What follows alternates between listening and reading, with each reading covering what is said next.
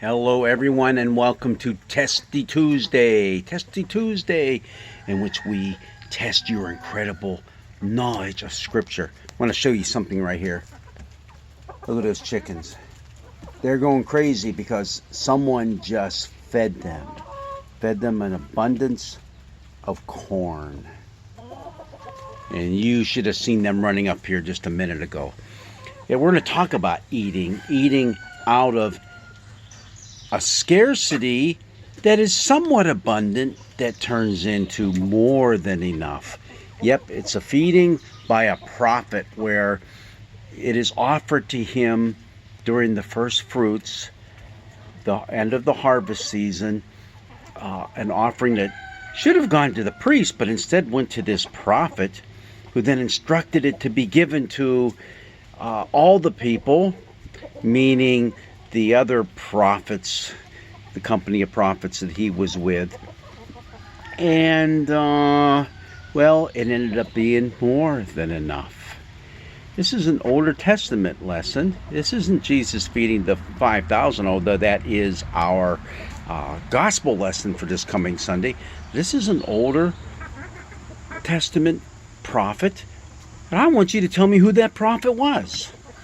Yep, who was that prophet who took 20 barley loaves and some fresh ears, let's just say they were ears of corn, that were given to him as first fruits offering? Can you imagine how good that must have smelled? Oh, that bread and that corn on the cob. Anyhow, was able to feed 100 people with it. And there was food left over. Was that prophet Samuel? Was it Elijah? Was it Elisha? Or was it Jeremiah? Okay, you give me the right answer. Was it Samuel? Was it Elijah? Was it Elisha? Or was it Jeremiah? The answer is Elisha. Yep, Elisha, who came after Elijah. He took up the cloak of Elijah, literally and figuratively, and carried on his ministry. Now, these prophets that did their work during that period of time in Israel's history, they were kind of unique in that they were kind of all over the place, and you have to remember that it was kind of a strange time. There was a time of famine for a good part of it, but these were prophets who maybe in some respects were kind of at odds with the priests of the day. And it's kind of strange that we have in this story, instead of the first fruits offering going to the priest like it was supposed to, it comes to the prophet Elisha. Why did that happen? Well, we don't really know. Maybe there was something that they didn't trust the priest with. It's kind of a head scratcher there. Anyhow, that's not the point of the story. The point of the story is this: if you were to read all of, well, let me tell you where this comes from. First of all, 2 Kings, the 4th chapter, verses 42 to 44. So it's just a few verses long. That's our Old Testament reading. But it is to help prepare us for Jesus' story that we'll see in, it's in the Gospel of Mark, but this week we're going to see it from the Gospel of John, the feeding of the 5,000.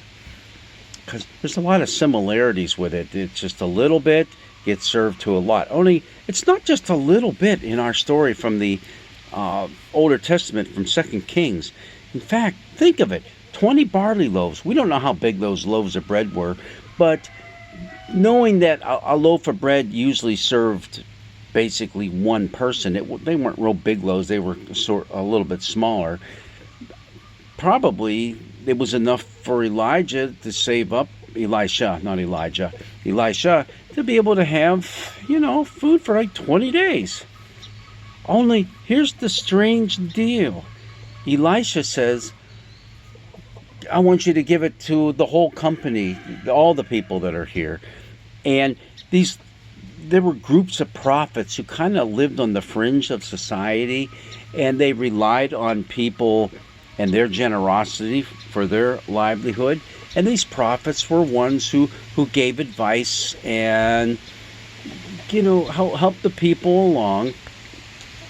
And Elisha had just proven in the whole chapter previous to this, the whole chapter 4 leading up to these verses, 42 and onward, that God was working through him. I mean, there's some really wild and crazy stories here that go on. So I would encourage you to go read all of chapter 4, all the different things that Elijah, I keep saying Elijah, it's Elisha, was involved with. This one in particular is a unique story. When you look at it, it starts out with tremendous generosity. It comes after the end of the harvest. The first fruits are now given to the priest. Only in this case it's given to the prophet. He's referred to as the man of God. How you like that? The man of God. And the man of God says, nope, give it to the people. And he's probably referring once again to the company of prophets that he's with. And the servant goes, I wasn't really planning on this. I don't think there's going to be enough. But this generosity, first by the man who gave it to the man of God, and now by the man of God saying, hey, give it to all the people. Generosity, generosity, generosity, all through the story. And now it becomes a matter of there's plenty. God has an abundance that meets the needs of everybody. There's enough for everyone. Kind of a cool story. He set it before them. They ate and had some left according to the word of the Lord. It just reminds me of something that we recently went through in our lives as people in the United States. Do you remember what happened at the beginning of the pandemic when things started shutting down? How many of you couldn't find toilet paper? Now, I know that's not anything that we need to consume in order to live, but hey, we all need our toilet paper. And how many of you recall watching on TV images of people with shopping carts full of toilet paper and hoarding it and tossing it into their cars and peeling out of the driveway before anybody else could get to it? And there were people who were angry, and sometimes there were even fist fights over the toilet paper. And holy mackerel, here we are. We know that the background of this story, if you read just before that, is there's a famine in the land. God has provided through the harvest. There was plenty of food that came from this harvest, that there was an offering of first fruits made. And even though that offering wasn't quite enough for everyone, there ended up being enough and some left over. You know what? Our God will provide. He will provide in ways that rely upon you and I having kind and generous hearts. Miracles still happen. Miracles will happen. But read before this, there are some kind of wild and crazy stories that center around Elisha and Elijah too, for that matter, but especially Elisha. I like the one with the little boys who run after him and start teasing him and call him baldy head, baldy head. I can relate to that. Only I'm not going to tell you what Elisha did. Look it up. It'll blow your mind. God's blessings be with you on this Testy Tuesday. Hopefully you passed the test, and if not, hey, there's always next week.